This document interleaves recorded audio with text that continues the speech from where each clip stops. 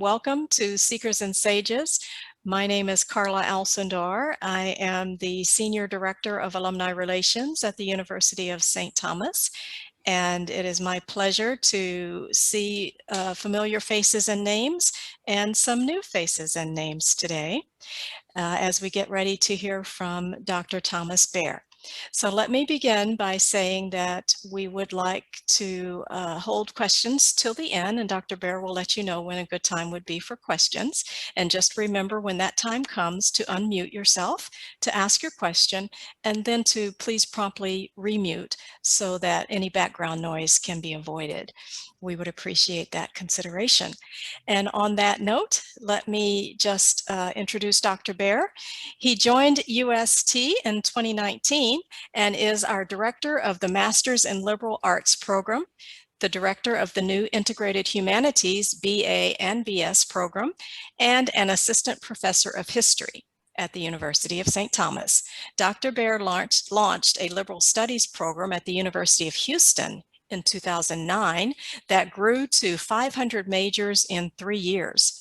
He was Director of Educational Programs at the Free Enterprise Institute from 2006 to 2010, providing continuing education seminars in the great books for teachers. Dr. Behr's research focus as an historian of ideas is on the history of social scientific thought. His book, Social Justice and Subsidiarity from Catholic University of America Press, is a groundbreaking study of the origins of modern Catholic social thought in the 19th century. Please join me in welcoming Dr. Behr. Take it away, Dr. Behr. Oh, thank you, Carla. It is, it's true indeed. I just got to UST, so I haven't had a chance to do too much damage. I like to tell people that I'm one of those real Texans that got to Texas as soon as I could. And if I apply that to University of St. Thomas, I'm one of those Thomists who got to St. Thomas as soon as I could. It's been an amazing couple of years at UST, and I'm glad to be a part of it. So, of course, UST, like many liberal arts colleges, is facing the question of its relevance, you know, as a form of education, a category of education. And with the various ways that debate has been engaged, I think it's a good exercise at the very least to start with some definitions of terms, right? St. Thomas was a big believer in defining our terms. Many controversies could be easily resolved, or at least our positions made clear by explaining just what we mean by certain terms. And, you know, the liberal arts, of course, it's, you know, the question, I guess, is what good are they, right? What's the use of them? And you even hear sometimes people in defending the liberal arts say that there's something that is good as an end in themselves. That might appeal to a certain mentality. To me, it sounds elitist, right? Who can afford to study things, you know, for their own sake? Well, we'll see that that's not as obvious a question as it might seem. But clearly, right, the liberal arts need to be good for something if they're to be relevant, at least for everybody besides, you know, the elites from Boston and you know, those places. And so we'll start with a bit of a historical overview. So, whoops. I got to go back.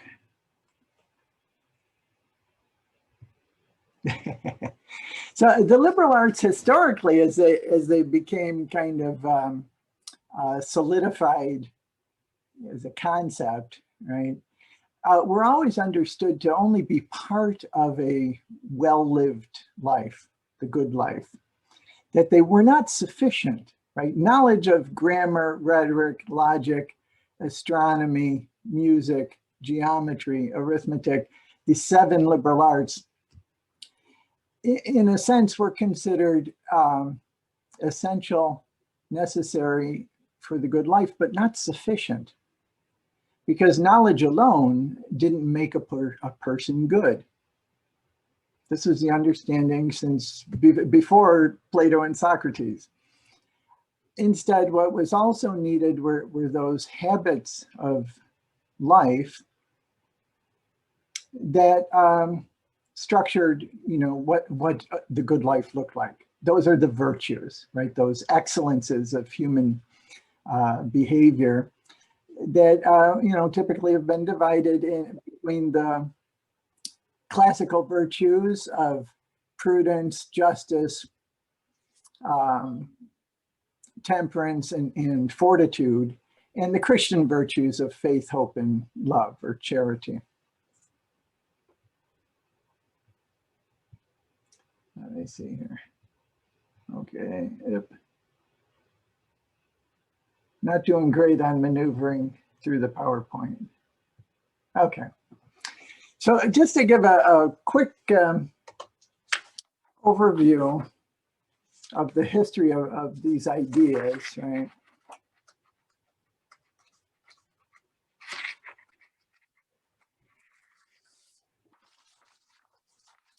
We know that the idea of a list of subjects or disciplines that a person should study, right? That notion predates Socrates and Plato. And in fact, there's a rather complete list of subjects we should study in Pythagoras, right? But the idea that germinated with Plato came about in response to some particular developments historically, and that was the rise of this class of teachers called the sophists, or as I like to call them, the wise guys, right? Because they took money for tutoring rich young men in the arts of primarily the trivium, grammar, logic, and rhetoric. And of course, these are the people that were accused of selling the let's see, techniques for winning arguments. Not about seeking the truth, but about winning arguments. And it was on a trumped up charge of being a sophist, right? That Socrates was tried, that he made the lesser argument appear the better. Of course, that's not why he was really executed. But Plato's thinking about, the things we need to learn took place within a broader Greek paideia, or theory of, culture, that in some ways was epitomized long before Socrates on the Temple of Apollo in Delphi, right? There's two doors in the Temple of Apollo, and over one it says, "Know thyself." And over the other, it says, "Nothing in excess."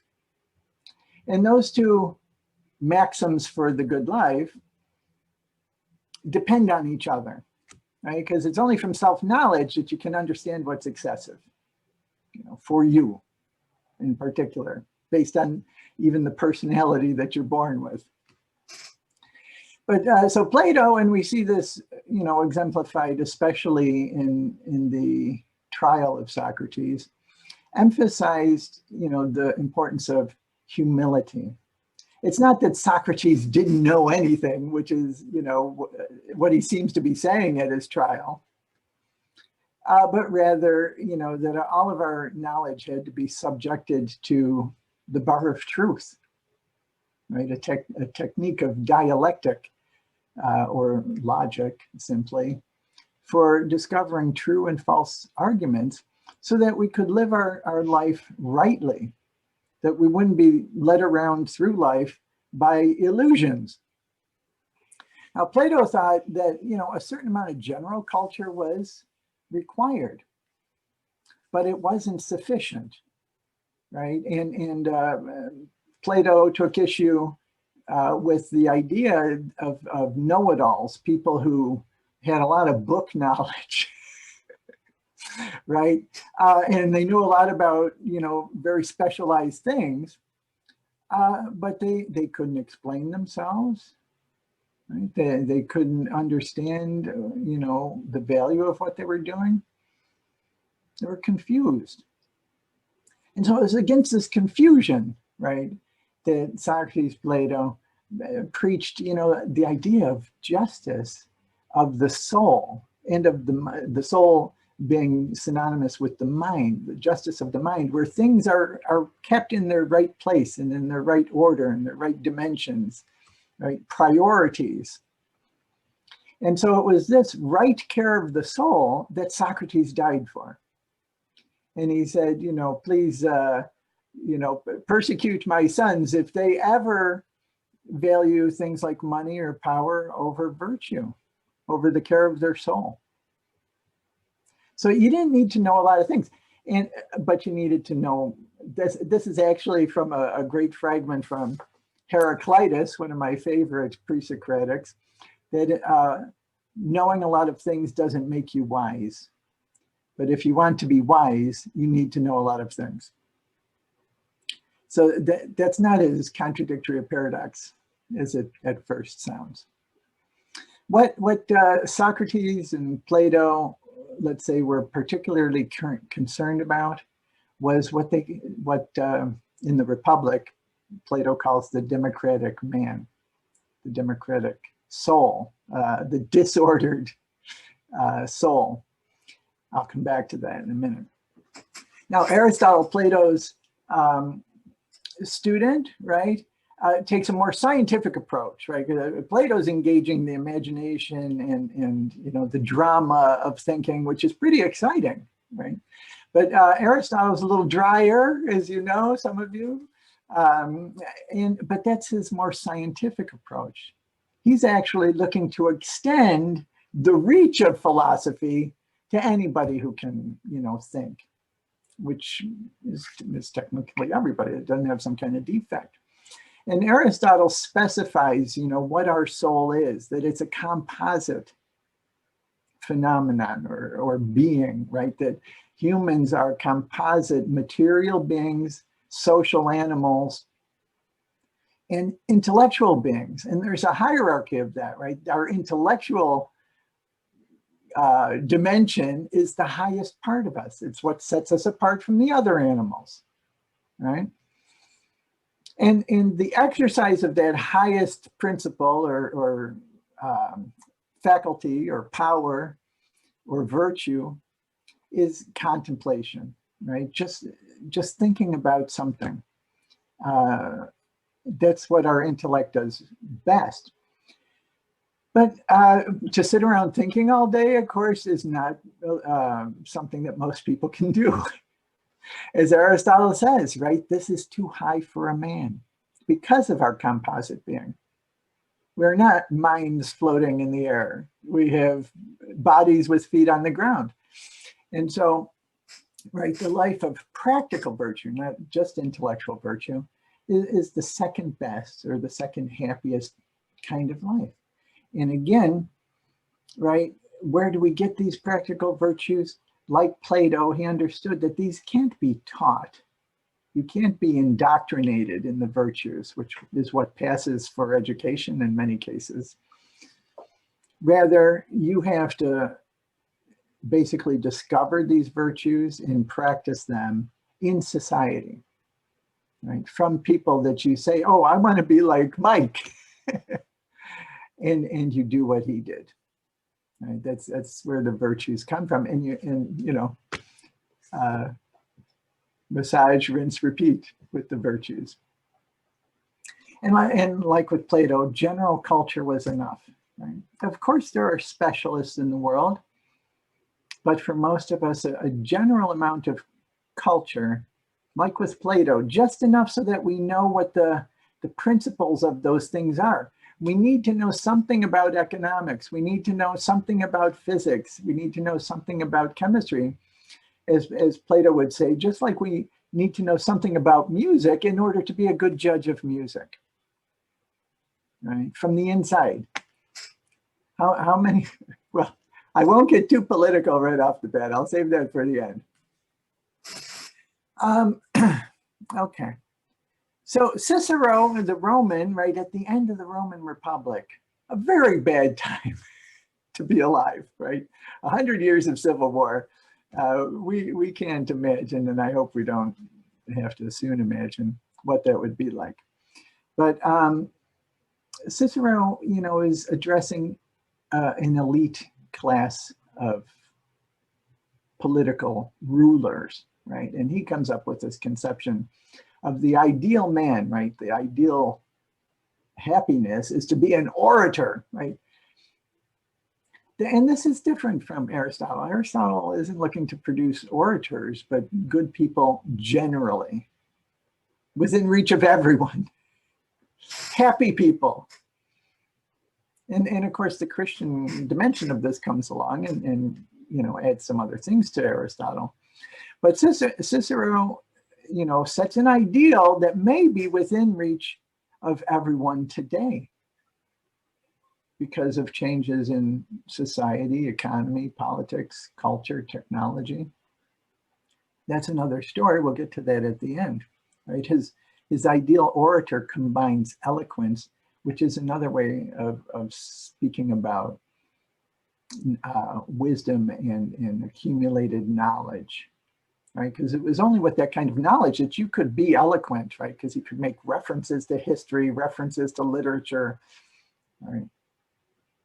And virtue.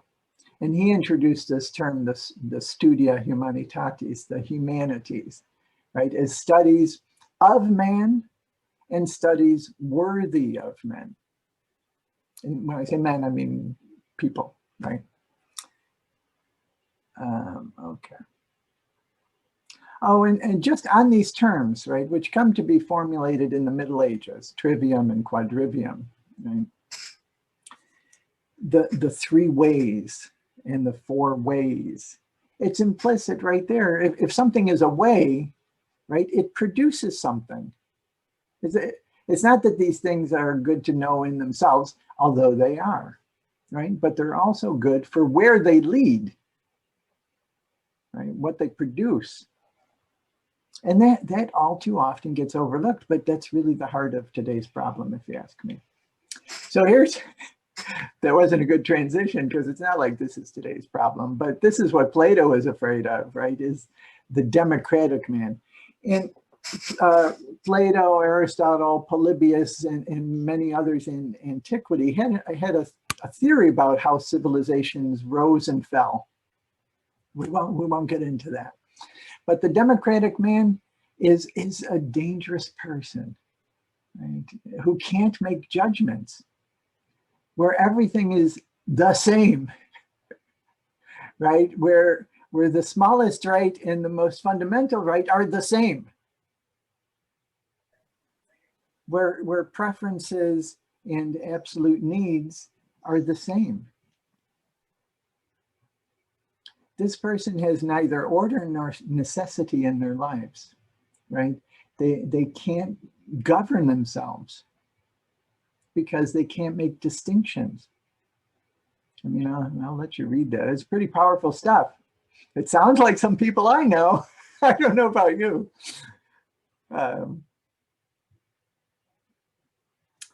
So why arts, right? Because, you know, arts, oh, artsy, you know, it sounds subjective and, right, personal and, right, beauty's in the eye of the beholder.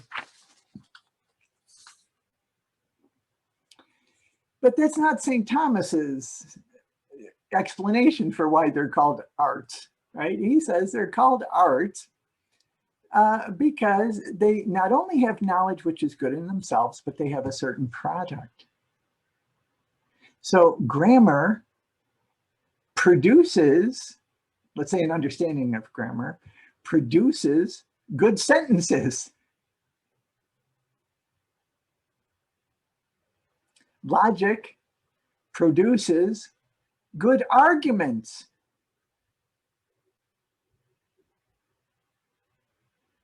Arithmetic, right, helps you count things. Rhetoric helps you make good speeches, persuasive speeches, right, which is engaging the world, engaging the community. It's the sine qua non of ethical and political life, is to be able to persuade others of the truth. Geometry for measure, and anyways, you get the idea. Music to form melodies. I've heard people say recently, oh, when they say music in the quadrivium, they mean, you know, the study of music in the abstract, its mathematical structure. Perhaps, yes, no doubt, but also because it's helpful for producing melodies. Now, that's not me talking, it's St. Thomas. So if you don't like that, take it up with St. Thomas.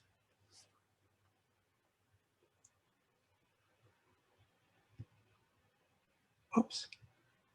I'm having a hard time negotiating this, sorry. Okay. So St. Thomas also says, this is the same guy, it's just a more generous rendering of the dumb ox. St. Thomas also clarifies what we mean by liberal. Okay, so arts, because there's a product. Liberal, why? And he explains in this passage that they are the arts of the soul. And the soul is free, right? The mind is free. We have free will. So these arts of the soul are the arts for the proper use of our free will. And you hear the distinction made with the servile arts. In antiquity, it's possible that may have meant, you know, oh, those technical crafts for people who make things for a living. But that's not what Aquinas says, right? Aquinas says that there are other arts that are related to the, let's call it the perfection of the body and of external things, right? The arts that are for the perfection of the soul and internal things are the liberal ones. Those are the ones that free us, because if our mind is confused, we are kinds of slaves. The democratic man is a slave to every passion that comes down the pike. The latest urge. But these servile arts are the arts of the body and things outside of the body, not because those are slavish, rather because the things of the body serve the things of the mind. There's a hierarchy. So it's not that the things of the body are bad, that the servile arts like learning how to apply arithmetic, geometry, you know, and astronomy to the study of the material world and maybe to make things. Those are servile arts only in the sense, and I don't mean those, but let's say woodworking or shipbuilding that use those other arts, right? They use the quadrivium to make ships. And those aren't, you know, less significant. It's just that they exist in relationship to the liberal arts that are the arts for the training of the mind.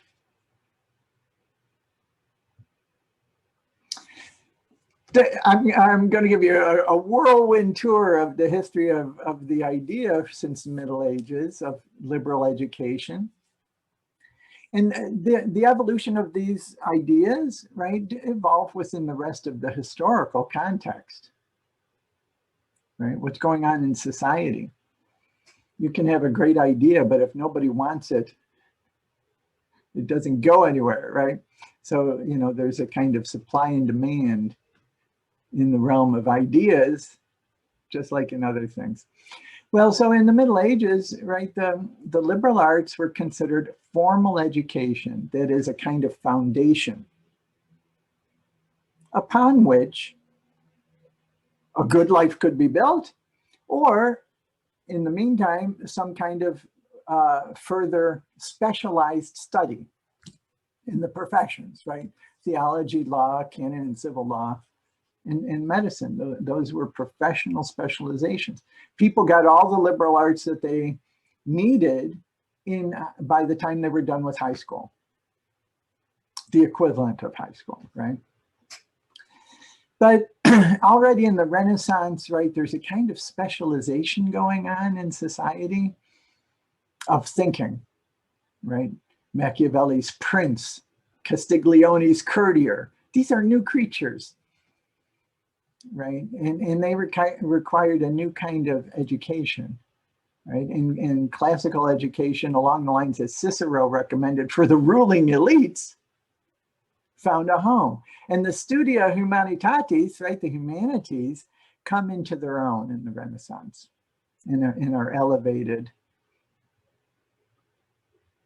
above, you know, what Renaissance people often considered the two mechanistic ways of thinking about grammar, logic, especially dialectic of the scholastics. So there was a bit of maybe even appropriate reaction to the overly, you know, intellectual approach to learning of the Middle Ages. But then, right, things take off from the Renaissance after the Black Death, the 100 Years' War. You have the rise of these new entities called nation states with centralized authority. And you know, in Italy, there's this complicated history with all the different, you know, smaller city-states. And in Germany also, many smaller states existed through the end of the Middle Ages. But in Spain, in France, in England, in the Netherlands, right, you had in Portugal, you had powerful political forms arise that needed a whole host of bureaucrats to run them, right? And because you have, you know, the beginning of a kind of endless race, right? A kind of biological competition between these different new political entities. And so a new kind of education was demanded that trained people for those jobs, for that world, right? And you start to see from 17th to 19th centuries, the new critiques. Well, wait a minute, we don't need to learn Latin. You don't need to learn logic, dialectic. You need to learn just the quadrivium, you know, and even then we need to specialize, right? You don't, if you're going to study astronomy, right, you don't need to study music. What was worth knowing, and Francis Bacon, the alleged, you know, father of modern science, what's worth knowing is what delivers power. So my goodness, if you're holding on to the notion that the liberal arts are good to know in themselves, forget it, right? They better deliver something, right? And if they deliver something, right, what is it? And is it something we need? The 20th century, you know, this is the embarrassment of riches, right? What I call below the paradox of prosperity, right? The 19th century, in the Industrial Revolution, with all its various phases, you know, created a whole new democratic society, right? With which huge swaths of peoples now empowered politically. And the old ideals of education, including the utilitarian ideals, had difficulty fitting, right, this new claim that everybody should have the same education, right? The democratic ideal got to apply to what kind of education people had a right to. But there were problems, right? Because people are different. Mortimer Adler in Reforming Education suggests that the truly democratic form of education is to give people as much of and of the kind of they want and can handle. That sounds pretty democratic to me.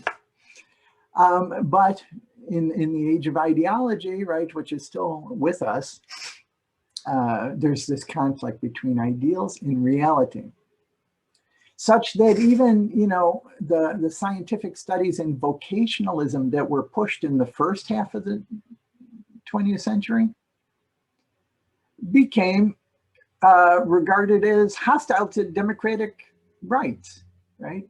everybody should be able to get you shouldn't be told you need to go to vocational school, or you probably should think seriously about vocational school. Those were still around when I was in high school in the early 70s. And they may well come back. They are coming back, right? Since the 1960s, right, this tendency of education being viewed as you know, a right for all tended to be construed as necessary for all. And in what way? It was necessary to kind of alleviate social conflict. Everybody had to be trained in what Rousseau called, a couple hundred years earlier, how to be a good citizen. Right? Rousseau says, as soon as you're born, you have to start learning to deserve to be born. And that is to be a good citizen, because that's why you were born. That's interesting stuff for those of you who love Rousseau. I apologize for sharing that tidbit. And this tendency, right, eliminated that formal education in thinking, in the basics of understanding the world, right? The trivium are the basics of thinking. In the quadrivium are the basics of how to understand the world, how to encounter the world of nature. I won't get into the details of this thought process, but it is a paradox, right? That prosperity, mass culture, mass technology has made it possible, right, to undermine the very foundations on which that prosperity and that culture was built. Right? This is a paradox, and many people deny that this is true, as if everything that we have today popped into existence, like Athena fully armored out of the head of Zeus. So the question is, will the princes of industry come to the rescue of the liberal arts? This is my hope today, and I hope those of you attending will spread the word, as if it's been known for about 30 to 40 years that there's a problem, that people not learning how to think, right, leaves them too narrowly trained. If trained at all, right? And this importance on pushing people through the same kind of education, whether they get anything or not, is a problem. So employers are kind of over this idea that you have to major in communications to be a communicator, or to major in biology to be a biologist, or even in engineering. Now, of course, if you're going to be an accountant and they're hiring an accountant, they want an accounting degree. But even with an accounting degree, right, you can take some humanities. Now, UST has an excellent core, and they're making some adjustments to it that I'm glad not to be involved with. And, that is already a very, very solid foundation, right? The UST core, but that's very unique. It is a unique approach to higher education. So, you know, these technical people need to understand that the economy is very unstable, right? Technology is changing daily and being robot ready. So you not just have to have these cultural skills that employers need, ethical skills, right? Problem solving skills. Problem solving that includes not just how, right, but the why. They need, you know, these kinds of things that especially set up a person for lifelong learning. They are more easily adapting to new careers.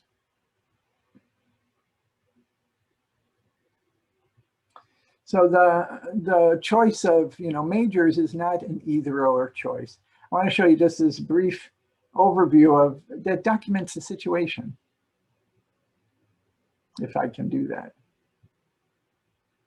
I'm not sure I can. Let me see.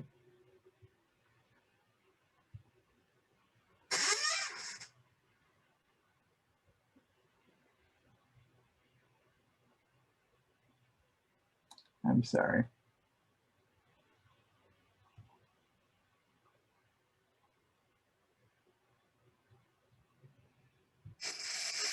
Well, I will tell you what that video is about. The video based on total statistical analysis of over 1 million degrees, okay, 1 million college degrees, shows that people change careers 2-3 times in their lives, and they end up far from, you know, what they studied in their undergraduate degree. And the best news is that liberal arts majors still earn a premium over people who don't go to college, right? You know, something along the lines of double what people who don't go to college earn.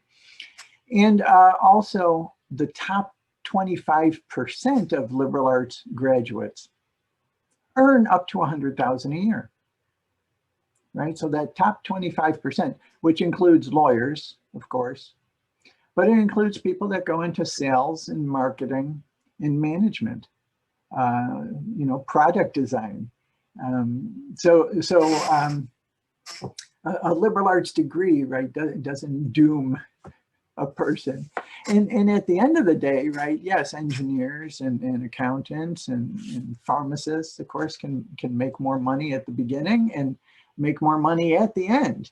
You know, but there are lifestyle choices that go along with that. And it's up to 25% of doctors leave medicine.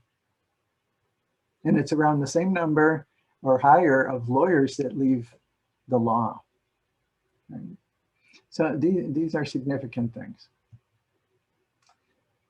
Oh, there it was going to go, but I don't want it now. There we go. Okay. So for a liberal arts major to make themselves more marketable doesn't take a lot, right? You can double your odds of getting a job out of college if you do a technical minor. Sales is huge. It's not all computer programming, although that's part of it. But you know, social media management, data analysis, graphic design, these are all minors that you can pick up. And I'm happy to say, right, that the integrated humanities degree that I created here at UST, there's a BA and a BS version that students do 3 minors instead of a major and a minor. They must take a humanities minor and they must take a STEM minor. And then their 3rd minor is of their own choice.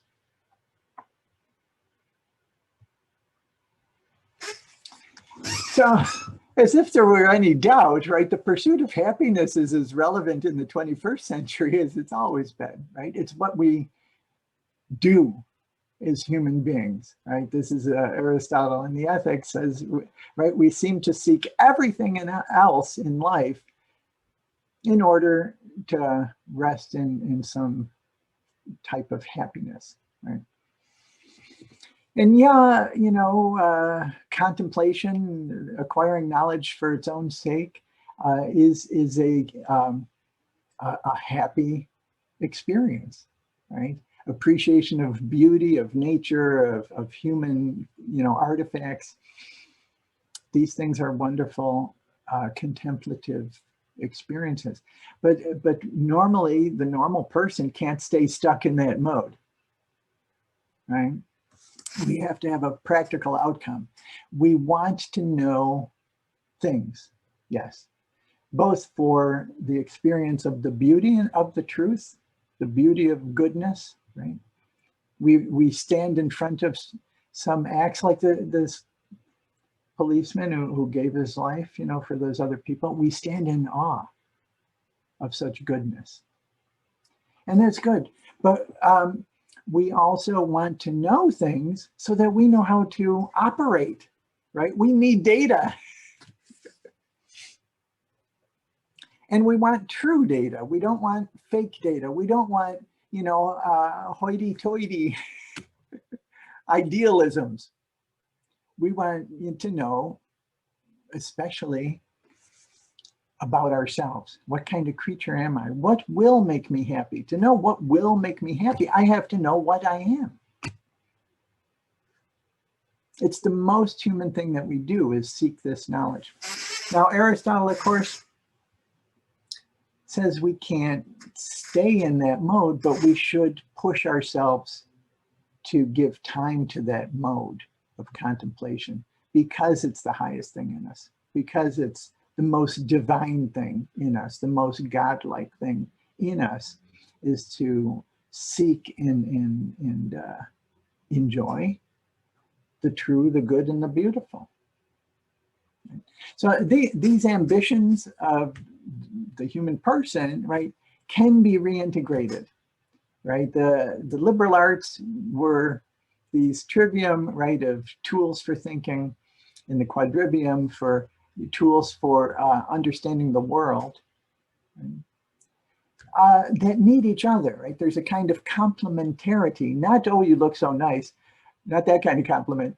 They complete each other. They depend on each other, right?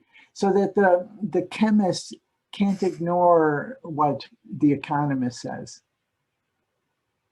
To say, oh, follow the science, that's deceptive. That's the wrong use of rhetoric. Because what science are you talking about? Which discipline? And who's the scientist? It's foolish to think any other way, as if science is something outside of human minds. The world is outside of human minds, right? And Mother Nature doesn't like to be fooled. But our understanding of that outside world is human and fallible. So while, in the, let's say, I think it was 1959, C.P. Snow wrote this famous essay called The Two Cultures, right? This is at the height of the Cold War. And he says, the world is so scientific and technologically driven. You humanities people have to get on board, right? You better study science, right? So you can know what we're talking about. And otherwise you have no right to an opinion about nuclear weapons or vaccines, right? You have no right to an opinion if you don't, conform to how I was prepared. It's a false dichotomy, right? It ignores the unity of all this kind of knowledge and of the human experience, right? It's not either or. In criminal detecting, right, the detective says, cui bono, who benefits from making this kind of argument? I guess for a long time it was technocrats, and still today, technocrats who want to run government the way they think it should be run. But even, people in industry and the economy thought, the model of Adam Smith is division of labor, more and more specialization, you get more and more efficient, but there's diminishing returns of that, right? When the mice don't know where to turn next in the cage. So, the technical knowledge of things is only part of what we want to know. We don't want to know just how to do things. We need to know why to do things. I have the power, but is it right for me to do this? And I need to be able to explain my thinking to other people to persuade them. The alternative is to make a law and bring the hammer down, right? I want to call him my mentor that I've studied and written my book about, said that human beings will either be governed by conscience or bayonets. So training our conscience is pretty important, not consciousness. That's, a lot of focus on consciousness and elevating that, but conscience, right? That inner voice that tells us, yeah, maybe not so much. Maybe I shouldn't do that.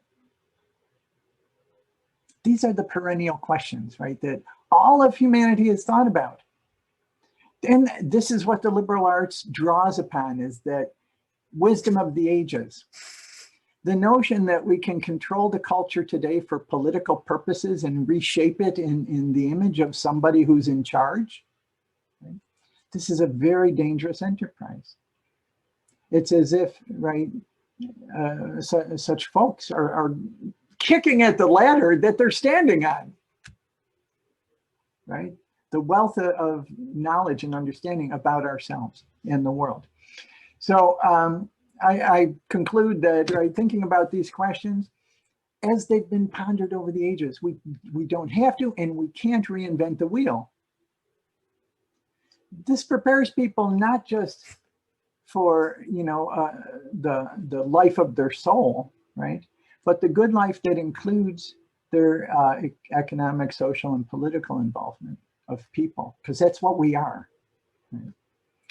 And right, we're desperate for the liberal arts today, more than ever, is my theory, because right, this is the world we live in, where we need to reintegrate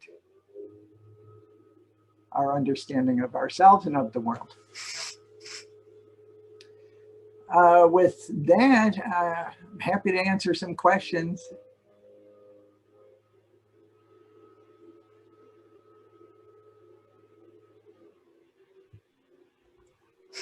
Dr. Behr?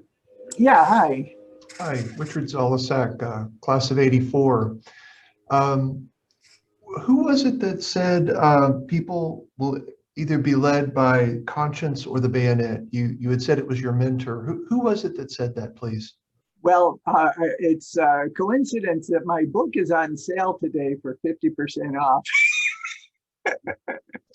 You can see it on my Facebook page. His name is Luigi Tapparelli. He's actually the father of modern Catholic social thought. And it's an interesting story how his contribution, his name at least, has been deleted from the tradition. There was a good reason for doing that. But Luigi Tapparelli. Okay, thank you. Yeah.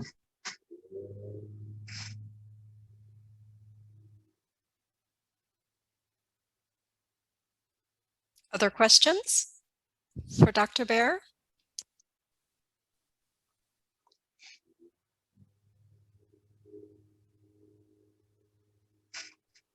Oh, okay. I'll do one more.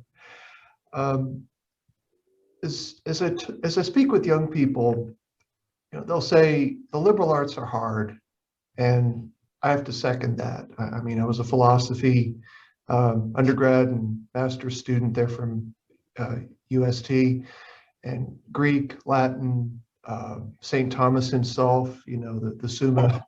None of it's easy. But certainly I would say that in my life, having studied all of it has been the greatest reward and some of the greatest joys that I've ever experienced. What would be one paragraph that you could say to a young person why to undertake these difficult subjects? Well, the proper approach is to teach these subjects at the appropriate level that the student needs. I return to Adler, right? As much in the right kind of education that a person has the ability and the interest to pursue. And so that means, I mean, liberal arts should be being taught in kindergarten and before, right? In your mother's arms. You should be being told the stories from Herodotus or the Bible or you know, whatever floats your boat. So that the child grows up understanding that we are, you know, standing on a ladder. That's so important. People are delusional if they think otherwise. The past, these people were evil and stupid. We need to cancel it. It's only by learning the past that we can understand what we are discovering, quote unquote, today has been discovered a long time ago and shown to be wanting. You know, So when we get to college, too often since the 60s and the GI Bill, right? College used to be about training people who were going to be professors and educators, right? And that's not what most of our students are going to be. So, you know, we should have St. Thomas for non-majors, right? For St. Thomas for, you know, engineers. And it has to, so much depends on the pedagogical method, the level that you're trying to accomplish, because we're not training professors. Those people that are going to be trained professors are going to go to graduate school. And you know, we have to make St. Thomas fun, just like we would have to make, you know, any subject appealing to students in an imaginative way that they can connect with. One of my favorite professors in college used to say, 10 years from now, the only thing that you'll remember about this class was the quality of the affection.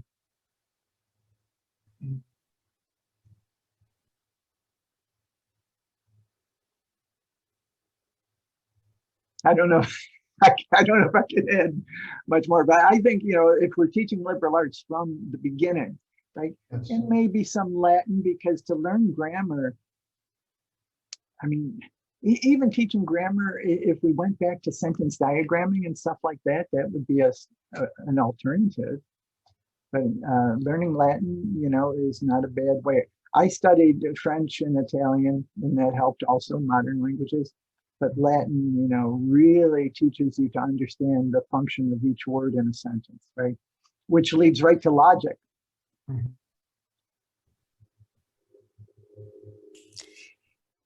The idea of being able to come to a liberal arts university as a freshman or a young person seeking higher education, and to have the opportunity to learn bits about all of these aspects of the world and life, to me seems so very exciting, and something that perhaps we can, as part of our story, that perhaps we can tell better, because it seems to me that perhaps in general there might be the attitude out there that if you're not seriously focused in on that particular thing that leads to a specific career, then you're somehow wasting your time or your money or both. And so to elevate and celebrate the value of liberal arts education from the perspective that no, you're not wasting your time or your money, and what you're doing, in fact, is quite the opposite. You're setting yourself up for great success. Could, I think, help to have those out there who are still at the secondary level of education understand what it means to become liberally educated. Yeah, Carla, I think we need to resist this tendency to enter our castles and pull up the drawbridge and say, you know, the liberal arts are for their own sake, and we're going to defend them to our death. Well, that might be what it takes. No, we have to be able to lower ourselves to make the pragmatic, practical argument that the liberal arts are the key to a successful life. And they're even a key to general employability. Employers are sick of people who can't think, can't read, can't talk, and can't do a business proposal or a presentation. So, you know what? You can take you can do a business minor. And you should do a practical minor. Under my degree plan, you have to take a practical minor. That's enough for entry-level, you know, jobs across the, you know, entry-level spectrum, management and such. But even specialist accountants and engineers and chemists and doctors can all benefit from the trivium and the quadrivium, right, at the introductory level. It's about learning learning how to learn for life, which that's a good segue to remind our friends that have also launched a new MLA program for alumni called the Executive MLA. And, yes, will you tell us a little bit more about that, please? Yeah, it'll be built upon one great book seminar per semester in the evenings in synchronous video, and that is, right, everybody will log on from their homes. We'll have a conversation just like this, and the topic will change every semester. And the topics for the great books can even be submitted, you know, by students who say, boy, I really want to study the Greek and Roman historians, which will be on for the spring. In the fall, our first Executive MLA seminar is called The Pursuit of Happiness. And so we look at books around the topic of happiness. You know. And this is starting in the fall. So I suppose people could reach out to you for more information about how to jump on board, huh? By all means, please just drop me a line. And my email is Behr, B-E-H-R-T, at sttom.edu. Beverly, I see that you've enabled your video. Would you like to join in the discussion? Yes. The things that Carla enunciated were exactly my understanding when I first came to St. Thomas. And I came in the late 1950s.